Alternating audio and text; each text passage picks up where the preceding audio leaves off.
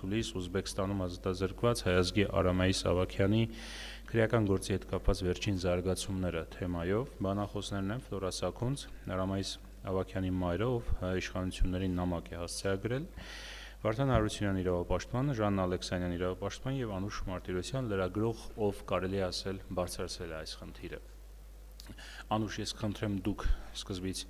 ներկայացնեք խնդիրը, որովհետև ինքը թեպետ լուսաբանվել է, խոսվել է սրա մասին, բայց կարիք կա այդ խնդրի մասին եւս մեկ անգամ նշել, այսպես պատմությունը կարճ ներկայացնել ինչի մասն է խոսքը եւ այժմ ինչ հանգրվանում ենք, խնդրեմ։ Միացվել է։ Այս գործը իրավապաշտպանների ուշադրության կենտրոնում է ավելի քան 1 տարի, անցյալ տարվա սեպտեմբերի 4-ին Արամայիս Ավագյանին տարել էին անհայտ ուղղությամբ, մինչ այդ պարկը գցել էին նրա գլխին, 3 ընկերների հետ նրան կարելի ասել, որ առևանգել էին։ Ընտանիքը որևէ տեղեկություն չի ունեցել, թե որտեղ են տարել նրան, եւ միայն 40 օր հետո պարզվել է, որ նրան պահել են ազգային անվտանգության ծառայության մեկուսարանում, թույլ չեն տվել, որպեսզի նրան տեսակցի փաստաբանը, ընտանիքի անդամները բացարձակապես որևէ տեղեկություն չեն ունեցել, թե ինչու է նա անհայտացել, եւ ավելի ուշ պարզվել է, որ նրա նկատմամբ հարուցվել է քրեական գործ։ Հիմա Արամայիս Ավագյանը բանտում է, նա դատապարտվել է 7 տարվա ազատազրկման, բազմաթիվ են մեղադրանքները, այդ թվում նաև իսլամիստական ծայրահեղականության մեղադրանք է առաջադրվել եւ այդ իսլամիստական ծայրահեղականության մեղադրանքի հիմքում նրա մորուքով լուսանկարն է, որը արվել էր իր հարազատ եղբոր 40-ի օրը, այդ լուսանկարում պատկերված են նաև Գերդաստանի մյուս տղամարդիկ, սակայն փաստորեն Ուզբեկստանի իրավապահներին հնարավոր չի եղել բացատրել, որ հայերը սովորաբար նման դեպքերում մորուք են պահում եւ որ դա չի կարող համարվել ապացույց։ Այժմ քրեական գործը հասել է վճռաբեկ դատարան, բայց միջազգային իրավապաշտպան կազմակերպությունները շարունակում են հետևել գործին, Amnesty International, ինչպես գիտեք, նույնիսկ ակցիա էր նախաձեռնել, կոչ էր արել, որ բոլորը դիմեին Ուզբեկստանի իրավապահներին եւ իշխանություններին եւ ներկայացնեին իրենց տվյալները այդ իրավախախտումների հետ կապված։ Նաև ստեղծվել է Արամայիս Ավագյանի պաշտպանության կոմիտե, որի անդամներն են նաև Ժաննա Ալեքսանյանը եւ Վարդան Հարությունյանը, ինչպես նաև ուզբեկստանցի բավականին հայտնի իրավապաշտպաններ, Ռուսաստանից կան իրավապաշտպաններ, Ղազախստանից, մի շարք այլ երկրներից։ Երեկ ես իմացա, որ այժմ նաև Freedom House-ն է շատ մեծ հետաքրքրություն ցուցաբերում այս գործի հետ կապված։ Վերջին նորություններից է նաև այն, որ Ուզբեկստանի նախագահի պաշտոնակատարի Շավկաթ Միրզիոյևի հրամանով անցյալ ամիս պաշտոնանկ են եղել այն մարդիկ, որոնք ըստ էության կապված են այս քրեական գործի հետ։ Ես նշեմ, որ Արամայիս Ավագյանի նկատմամբ քրեական հետապնդումը իրականում սկսվել է այն բանից հետո, երբ Պախտակորի շրջանի ղեկավար Կաշիբաևը փորձել է նրանից խլել ձկնաբուծարանը, սակայն Արամայիս Ավագյանը ասել է, որ չի տա իր ձկնաբուծարանը եւ առաջարկել է, որ հաջորդ տարի վաճառի, սակայն այդ բացատրությանը հաջորդել են այդ քրեական հետապնդումները եւ հիմա փաստորեն Ուզբեկստանի նախագահի ժամանակավոր պաշտոնակատարի հրամաններով պաշտոնանկ են եղել ինչպես Գաֆուր Կաշիբաևը, այնպես էլ Արամայիս Ավագյանի մեղադրանքի նկատմամբ հսկողություն իրականացրած դատախազության մարզային բաժնի ղեկավարը Շուխրատ Ակբարովը, դիզակի պաշտոնյաներ, Արամայիս Ավագյանի վերջին անգամ կարծեմ անցյալ ամիս հանդիպել էր մայրը Ֆլորա Սաքունցը։ Հիմա կներկայացնի։ Շնորհակալ եմ, խնդրեմ Տիկին Ֆլորա, ներկայացրեք կոնկրետ եւ գործ։ Այո, նոր է ժամանել Հայաստան, ես կանով գիտեմ եւ նամակ եք նաեւ հասցեագրել հայ իշխանություններին այս գործի հետ կապված։ Ես խնդրեմ նախ գործի մասով, պատմության մասով եւ այս նամակը, որ հասցեագրել եք, ինչ եք ակնկալում իշխանություններից, խնդրեմ։ Որդիս Ավագյան Արամայիսը Պախտակորի շրջանում տարածված գերվերցրել աշխատում է ձկնաբուծարանում 2 տարի էր աշխատում։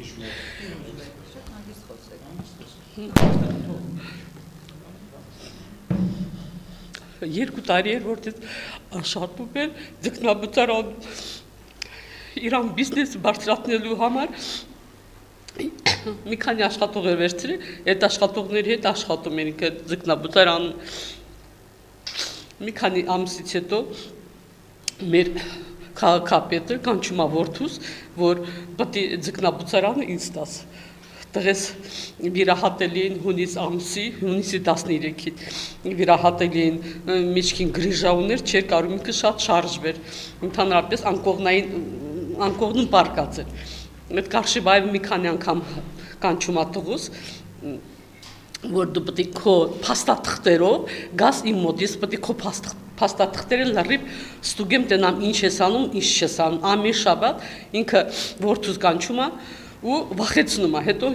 մի քանի ժամանակ անցնելուց հետո գիշերը ժամ 2-ին զանգում է հայհոյում տղուս, որ երբ պետք է հանձնեսի ձկնաբուծարանը, տղես որպես արժանի հայ լինելով, արժանապատիվ, հաստատ չեմ տալու, ես պետք է ծաղկացնեմ այդ ձկնաբուծարանը։ Սեպտեմբերի 4-ին իրանք աշխատանքի տեղից իրան աշխատողների հետ գնում են ինչ-որ ձկների համար կերբեր են։ Սեպտեմբերի 4-ին երեխեք երկու մեքենայով հետևում են, իրանք Ժուգուլի մեքենայով գնալու սեղ հետևում են ու ինչ-որ մի հատ նենց հերո, որ մարդկություն չկա, այդտեղ երեխեք են մեքենայից հանում են, գլխները մտցնում են պարկ, ձեռները ձեռնաշխտաներ ու չենք իմանում, որ կողմն են տանում 3 ընկերների հետ։ 40 օր անցնելուց հետո մենք իմանում ենք, որ երեխեքը ջիզակի իզոլյատորումն են, բայց որդու շատ տանջել են, ոտքը կոտրել են, հետո աչի կողմից ողերն են ջարդել 5 ողը, աչի ձախի կողմից 4 ողն են ջարդել, երեխուս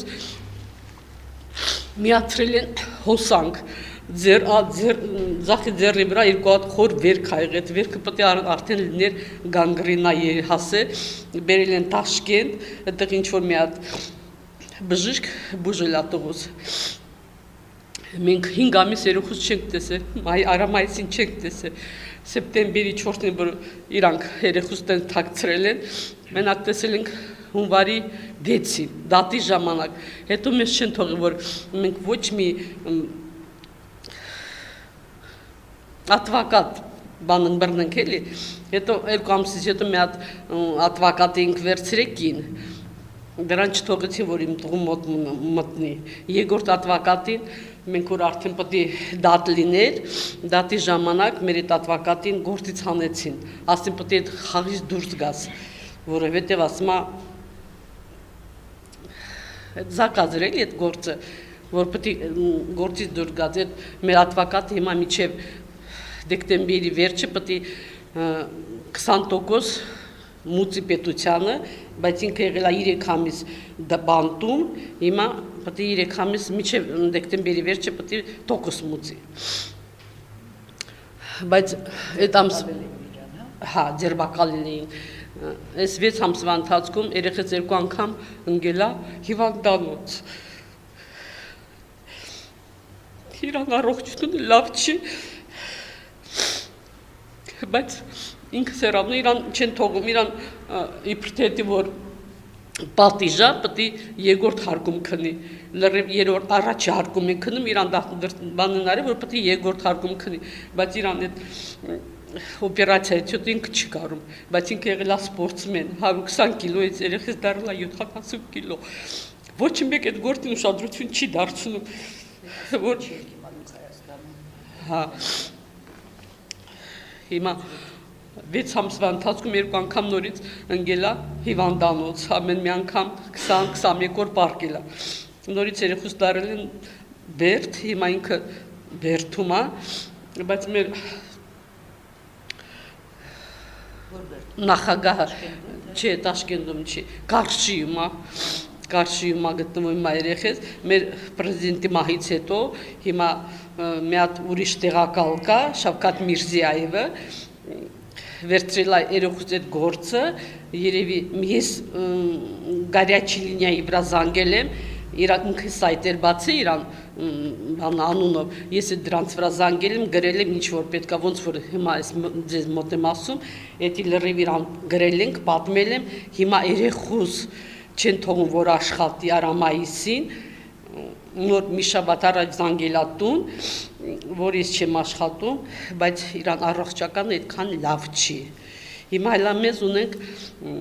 Վերխովնի սուտ, դիմել ենք Գերագույն դատարանի լավ ոչ մի բան չի արել։ Պետք է լիներ հոկտեմբերի 5-ին դատ, մինչև հիմա ոչ մի նորություն չկա։ Իսկ նամակը, որ ուղղել եք Հայաստանի իշխանություններին, ինչի մասին է, ինչ եք ակնկալում։ Խնդրում եմ, որ Հայաստանում մեզ օգնի, երեխուս օգնի։ Այսինքն դա ուղղել եք եւ կառավարության եւ նախագահային, հա, հաստատագրված է։ Ամբուդսմանից հետո մենք նամակ էինք ստացել հայկական, իրանք ասել են մինչև գերագույն դատը չպրծնի, մենք ոչ մի բան չենք կարող օգնենք։ Իդեպ ինչ Այո։ Այսինքն երբ որ այստեղից մարդու իրավունքների պաշտպանը դիմեց այնտեղ նախկին մարդու, այո, դա ինչ որ նշանակություն ունեցավ իր հետ վարվելակերպի վարվելու հետ կապված բանտում եւ այլ եւ այլ։ Այո, որտեղ Արամայից ասում էր մամ ինձ չեն նեղացնում, բայց որ ինքը եղել է իզոլատորում իրան շատ են ծեցի, բայց հիմա բերդում իրան ձեր չեն տալիս, հետո որ այս բանը մեր Հայաստանից եկան զանգեցին, դրանից հետո իրան շատ չեն նեղացրել, հիմա էլ չեն նեղացնում արդեն, լավ է, բայց երեխես դրանու ինչ պատիժներ կալսին։ Շնորհակալ եմ, դեռ կանդրադառնանք, ես ուղղակի ասեմ եւ տեղեկացնեմ հարգելի գործընկերներ, որովհետեւ մենք փորձեցինք հրավիրել նաեւ մարդու իրավունքների պաշտպանի ներկայացուցիչին, այս մեր ասուլիսին, այնտեղից չկարողացա մարդ ուղարկել, բայց տեղեկացրեցին, որ երկու անգամ ուրեմն դիմում է եղել, մեկը պարոն Անդրեասյանի կողմից նախկին մարդու իրավունքների պաշտպան եւ պարոն Թաթոյանն է դիմել այս հարցով, դեռ պատասխաններ չկա, բայց այսօր մեզ ասացին, որ այսօր եւս կապնվելու են այնտեղ, որպեսզի իմանան թե ինչ փուլում է գտնվում, ինչ ընթացքի մեջ է, մանրամասներին տեղեկանան եւ այլ, այսինքն մի հատ նորից վերաթարմացնելու են այս ամեն ինչը կարելի ասել։ Տիկին Ալեքսանյան, ես խոսքը փոխանցում եմ ձեզ թեկուս, խնդիր չէ, պարոն Հարությունյան, կոմիտեի գործունեության հետ կապված ինչ իրավական մեխանիզմներ կան այս գործը առաջ մղելու, չգիտեմ, առաջ տանելու, փորձելու ավելի էֆեկտիվ պաշտպանել Արամայիսի շահերը եւ ի վերջո հասնելու կոնկրետ արդյունքների։ Խնդրեմ, միկրոֆոնը միացրեք։ Մոտիկ վերեք մի քիչ։ Միացավ։ Այո։ Դե ճիշտ ասած, ցանկացած կամայականություններով աշխատող երկրում էլ իրավիճակները նույնն են, իրավապաշտպանների հնարավորությունները բավականին սահմանափակ են լինում, որովհետև աշխատում է ոչ թե օրենքը, այլ իշխանավորի կամքը։ Նման շատ երկրներ կան, չթվարկեմ հիմա, Ուզբեկստանը այդ երկրների ցանկում ամենառաջին տեղերից մեկն է զբաղեցնում, բայց երբ Հայաստանում իմացանք Արամայիսի գործի մասին, փորձեցինք կապնվել տարբեր իրավապաշտպանների հետ Ուզբեկստանում, Ղազախստանում, ասենք Ուզբեկստանի շրջակա երկրներում, առաջարկություն եղավ ստեղծել Արամայիսի պաշտպանության կոմիտե, որը պետք է նպատակ ունենար գործը լսելի դարձնել Ուզբեկստանի սահմաններից դուրս, որովհետև այդ երևի թե միակ լծակն է, որով հնարավոր է ազդել դիկտատորական երկրների իշխանությունների վրա։ Հայաստանից հրավիրեցին ինձ, ես առաջարկեցի նաև որ լինի Ժաննան Ալեքսանյան, որը շատ սիրով համաձայնեց, կան ուզբեկ իրավապաշտպաններ, կան ուզբեկ իրավապաշտպաններ, որոնք գործում են Գերմանիայում, կա Մեմորիալը Մոսկվայի, Ղազախ իրավապաշտպաններ կան ընդգրկված, երևի բոլոր հնարավոր միջազգային կազմակերպություններին եւ կառույցներին մենք նամակներ ենք հղել,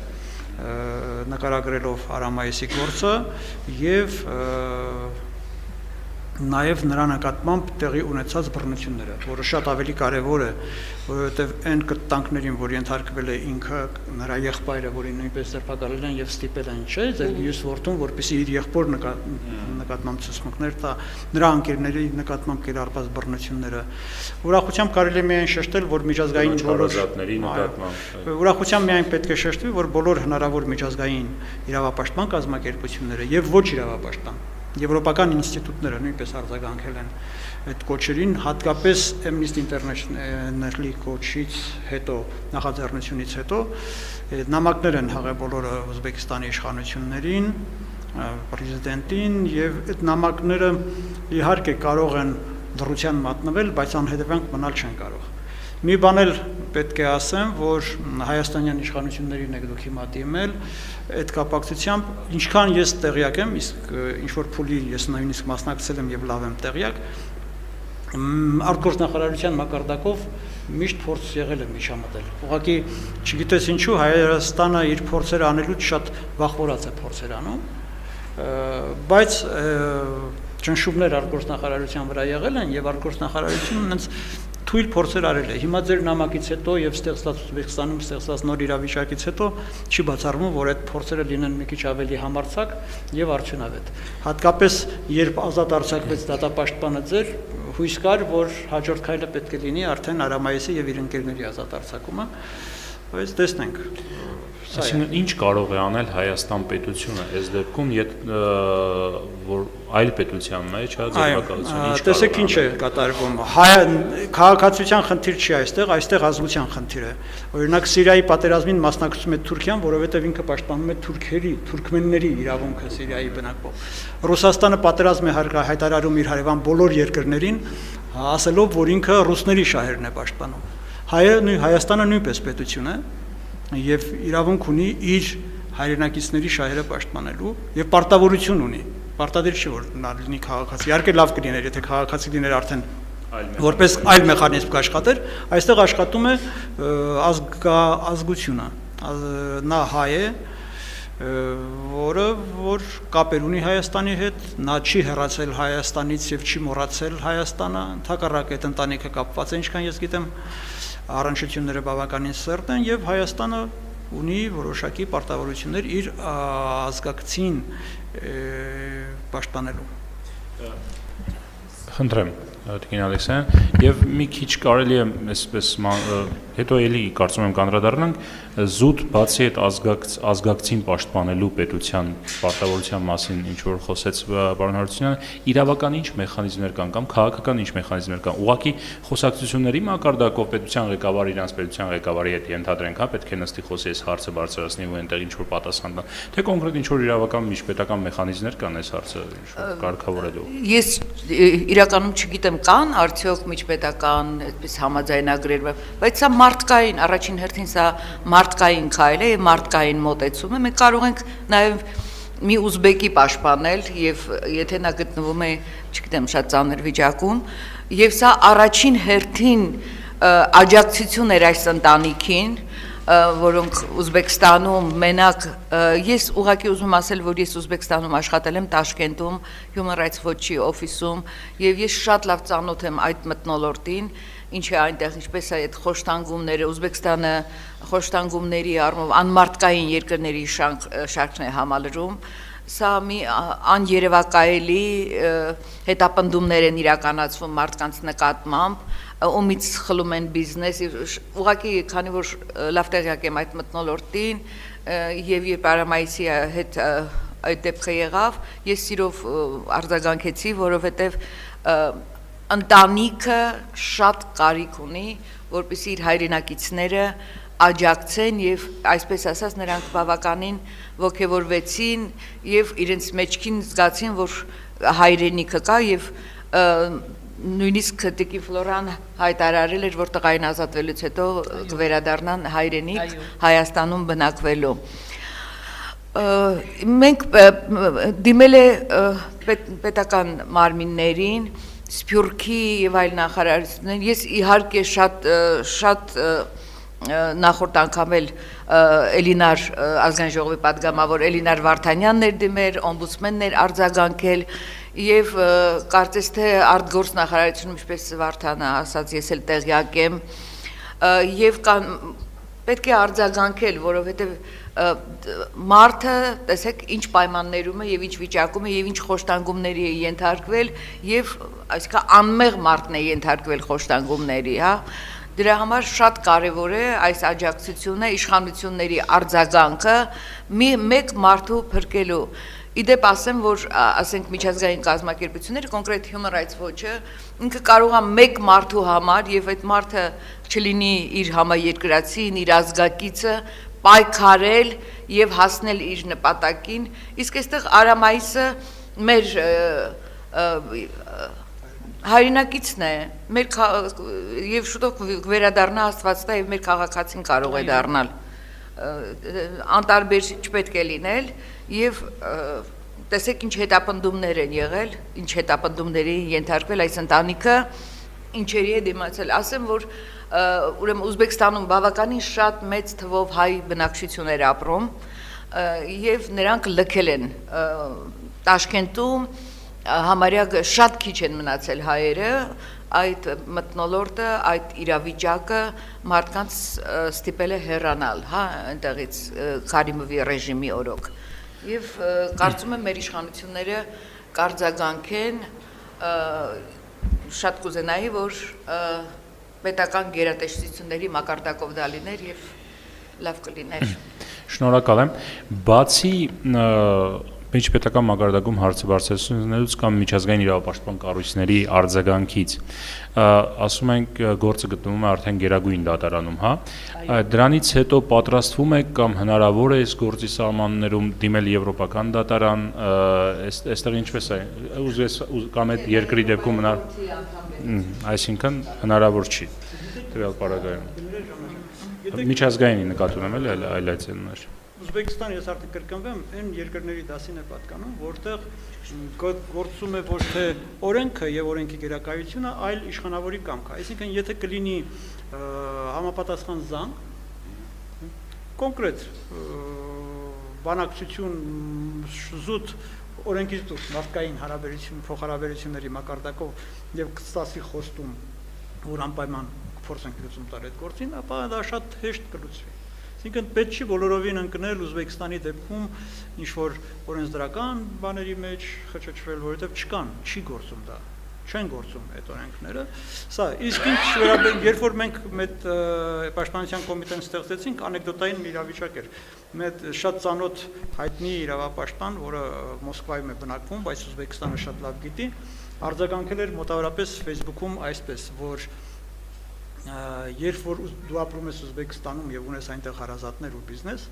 եւ որևէ իշխանավոր քեզանից պահանջում է կամ քեզ առաջարկում է հանձնել նրան բիզնեսը,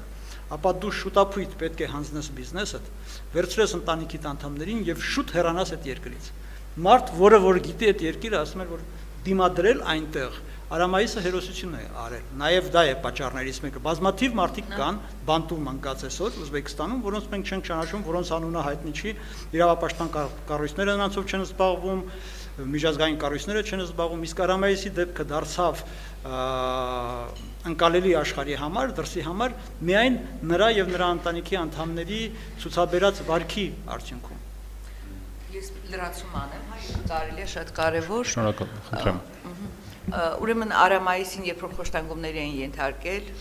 նա չի ընդունել, միևնույն է, չեն կարողացել ստիպել, որ նա խոստովանական ցուցմունքներ տա եւ այդ դաժան վերաբերմունքից հետո մնալ այդ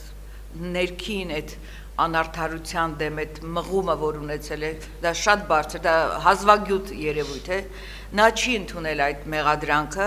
եւ դատարանում էլ հայտարարել է իր նկատմամբ խոշտանգումների մասին։ Իդեպ ասեմ, որ այս աղմուկը, երբ Հայաստանի օմբուդսմենը եւ Էլինար Վարդանյանը կամ արձագանքը միջազգային կազմակերպությունների ստիպեցին ավելի քիչ պատժաչափ, հա, կիրառել Արամայիսի նկատմամբ։ Մեղադրողը 17 տարվա ազատազրկման է, 18 տարվա ազատազրկում էր պահանջել, բայց դատարանը ի վերջո 7 տարի դատապարտեց, դա եւս աննախադեպ է Ուզբեկստանի համար, նրանք զգուշացել են ավելին անել, որովհետեւ արդեն արձագանքը կա,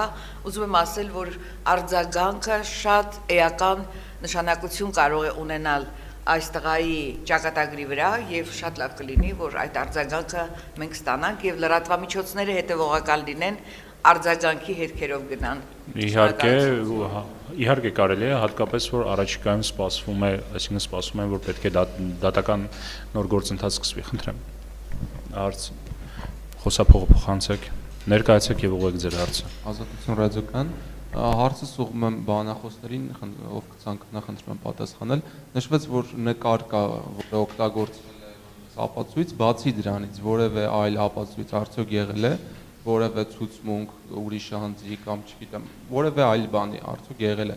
ապացույցների մեջ եւ նաեւ խնդրում եմ Տիկին Ֆլորան ասի, թե գործնականում ոնց եք պատկերացնում Հայաստանի իշխանությունների անելիքա, ինչ պետք է անեն Զանգեն Միրզոևին, թե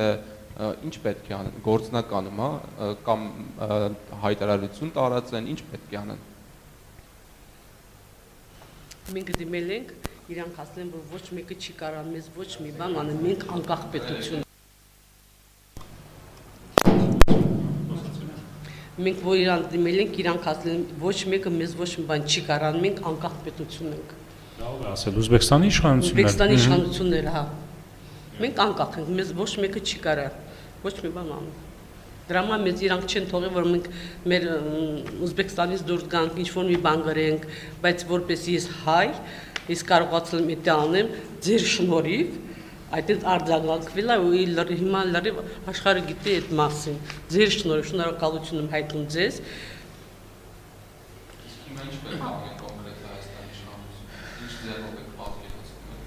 Ну, գիտեմ, որ կօգնեք դուք մեզ։ Նամակ չգրեն, ուղղակի իրանք նամակը, որ դուք նամակ գրեք, իրանք մենք այնքան նամակ են գրել, լրիվ այդ նամակները իրանք չեն ոչ մեկի ցույց չեն տվել, ուղղակի չգիտեմ, հեռուստացույցով խոսակ, թե ոնց անեք, ինչ անեք, որ աղմուկը մի քիչ ավելի բարձրանա, հա, այդ ժամանակ իրանք մի քիչ կվախեն, բայց նամակով նամակ իրանք թաքցնում են լրիվ, մենք այնքան նամակներ են գրել, նամակները հետ է գալի, թե իմ երեխից մեղավոր է, հասկանում եք, բայց որ մի քիչ բարձրացնեք աղմուկը, այդ աղմուկով լավ կլինի թղթով։ Ես կարծում եմ, որ միացրեք հետո նոր։ Նրանք չեն կարող չարձագանքել, երբ պետական գերատեսչությունը, ասենք, ենթադրենք արտգործնախարարությունը մի գրություն է ուղարկում, ինչպես է Հայաստանում լինում, երբ ասենք Ամերիկայի քաղաքացի է դատապարտվում կամ Ֆրանսիայի քաղաքացի է, ասենք, եւ հետևում են դատական գործընթացին, ավելի ուշադիր է լինում եւ ավարտից հետո իրավունք ունեն գնահատելու եւ տեսնելու եւ կարծում եմ, որ այդ գրությունները պետական մարմինների էական ազդեցություն կարող են ունենալ եւ ինչքան էլ Ուզբեկստանի իշխանությունները ասեն, որ դա իրենց վրա չի ազդում, դա միանշանակ ազդում է իրենց վրա, հատկապես որ Հայաստանի կողքը կանգնած կլինեն նաև միջազգային հեղինակավոր բոլոր կազմակերպությունները կան։ Amnesty International-ը հատուկ ուշադրության է վերցրել այս գործը եւ Ուզբեկստանի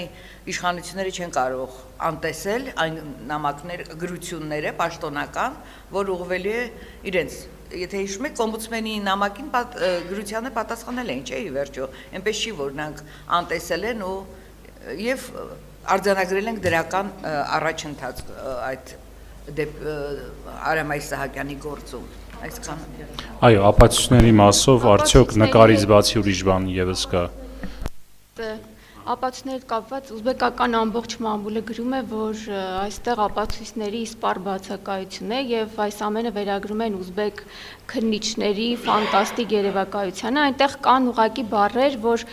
եղել է իբր ինչ որ խումբ, որը մտադրություն է ունեցել պայթեցնել ինչ-որ օբյեկտներ, սպանել իրավապահների, բայց միևնույն ժամանակ քրեական գործում չկա որևէ արձանագրություն զենք առգրավելու մասին կամ այսինքն հայտնի չէ, թե ինչպես պիտի նրանք այդ գործողություններն իրականացնեն, եթե անգամ մեկ ատրճանակ չեն ունեցել։ Որևէ ապացույց չկա, փաստաբանը ինքն էլ էր պնդում, որ կան ուղղակի հայտարարություններ բառացի, բայց ոչ անգամ առերես հարցաքննություններով չեն եղել այնպիսի իրավիճակներ, որ կասկածներ լինեն, որ հնարավոր է այդ մարդիկ իսկապես այդպիսի մտադրություն են ունեցել։ Այսինքն բացառապես, եթե լիներ որևէ թեկուզ փոքր հնարավորություն, որ դա համարային ապացույց անպայման կլիներ, բայց որևէ այդպիսի բան չկա։ Կա ուղղակի Ֆուրկա Ջուրայևի ազգությամբ տաջիկ, հա, նրա ցուցմունքները, որոնք դրվել են մեղադրանքի հիմքում, բայց տեղեկություններ կան, որ հենց նրան էլ էին, չէ, խոշտանգել, նրա հարազատները այդ մասին նաև հայտարարել էին։ Սխալում ինքը դատարանի դահլիճում հրաժարվեց, չէ՞, իր այդ ցուցմունքներից։ Հա, ինքը հրաժարվեց, բացի դրանից խոսել ապացույցների մասին մի քիչ տեղին չի, որովհետև բոլոր սարքված գործերից մենք գոնե հայաստանցիներս տեղյակ են, չէ՞, ոնց են գործը սարքում։ Ուզբեկստանում էլ պակաս չեն։ Նորմալ կարելի է եւ հարկ եղած ցուցմունքներ, եթե պետք լինի խոշտանգումների արդյունքում կորզել, բերել, դնել, ամեն ինչ էլ կարելի անել։ Այսինքն պատվիրված գործի շրջանակներում խոսել ապացույցներից մի քիչ կարծում եմ տեղին չի։ Պատվիրված, եթե ասում են պատվիրված գործ, նշանակում է վերջ։ Մնացածը թե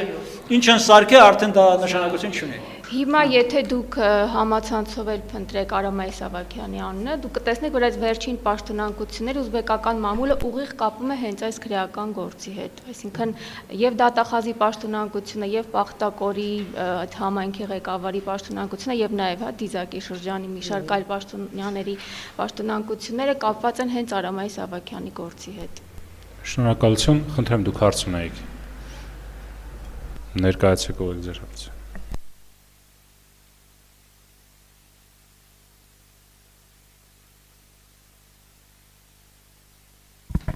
Հարցս եւ իրավապաշտպաններին եւ մորը նշեցիք, որ հունվարի 6-ին եք տեսել վերջին անգամ դատի ժամանակ Արամայիսին, հետո կապ հաստատել եք, գիտեք ինչ վիճակում է, խոսել, զրուցել հեռախոսով, հնարավոր է դա անել։ 3 ամիս մի անգամ 2 ժամով կարանք հայիլ հետևով խոսանք տենց, բայց մի օր էլ կարանք իրան հետ իրան մոտ մնանք, իրան հետ խոսում ենք, արդեն 6 ամսվա, մի տարի, մի ամսվա մեջ, ես Արամ տղուս տեսել եմ 2 անգամ, ու վերջ, վիճակը լավը չեր, ծիվանդ է ինքը, առողջական իրան օպերացիայից հետո ինքը իրան լավ չի զգում։ Այդ ողերը որ ջարդել են, չի կարում, ոտերը իրան չի լցում, չի կարում մանգա տղես։ Հետո իրան ոնց որ պատիժ միշտ բարձրանում է երկրորդ հարկում է քնում։ Ինքը չի կարում որ բարձրանա երկրորդ։ Այդ իրան իբր թե որ ինքը բանա, վախաբիստ է, այդ պատիժը դրա համար երկրորդ հարկում պետք է քնի։ Էստոնիան վախաբիստ է։ Այո, իբր թե վախ, այդ դուս որտից մահացել է, Ավագյան Վլադիմիրը 40-ի ժամանակ, որտից Արամայիսը մուրուք հապահել, որ իրան գնացել են տուն սկսես ստուգելը, տան գտել են այդ նկարը վերցրել են միջից հանել ու իրան մուրուքի վրա նորից մուրուք դրել, իբր թե երեխս վախաբիստ է, ու այդ հոդվածը երեխուս վրա են դրել։ Եվ Արամայիսը դատարանի դահլիճում հայտարարել էր, եթե չի, որ ինքը քրիստոնյա է։ Այո, քրիստոնյա է, բացարձակապես իսլամի հետ առնչություն չունի, բայց հիմա իրան, բայց միևնույնն է, այդ ապացույցների մասով։ Քրիստոնյային կարելի է ապացույցներով, վկաների ցուցմունքներով ներկայացնել որպես վախաբիստ։ Եթե ապացույցներ ունենային, նրանք այդպիսի խոշտանգումների չէին ենթարկի, բնական է, ապացույցներով ավելի հեշտ է աշխատել։ Մարդկանց առևանգել են եւ աննկարագրելի խոշտանգումներ են, արդեն պարզ է, որ խոշտանգում են այն դեպքում, երբ որևէ ապացույց չունեն ցանկալի ցուցմունքներ կորզելու համար, այնպես որ Հայաստանում էլ կան այսպիսի մենք այդ դեպքերից գիտենք էլի, իսկ Ուզբեկստանում դա համատարած ուղղակի բնույթ է կրում։ Շնորհակալություն։ Կան այլ հարցեր, հարգելի գործընկերներ։ Կա բան, որ չասվեց, որ կուզենայիք ասվեր, մենք մոտենում ենք մեր ասուլիսի ավարտին, եթե խնդրեմ,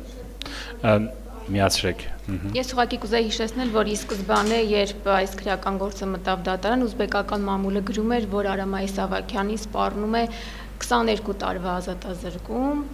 հետաքրքիր է, որ այդ աղմուկից հետո մեղադրողը համարձակվեց 18 տարվա ազատազրկման դատավճիռ պահանջել, դատավորն ի վերջո 7 տարվա ազատազրկման դատապարտեց, արդեն իսկ այս տարբերությունները կարծում եմ ինչ-որ բանի մասին վկայում են։ Շնորհակալ եմ։ Շնորհակալ եմ ձեզ ներկա գտնվելու համար։ Ես հիշեցնեմ, որ մեդիա կենտրոնում տեղի ունեցավ ասուլիս Ուզբեկստանում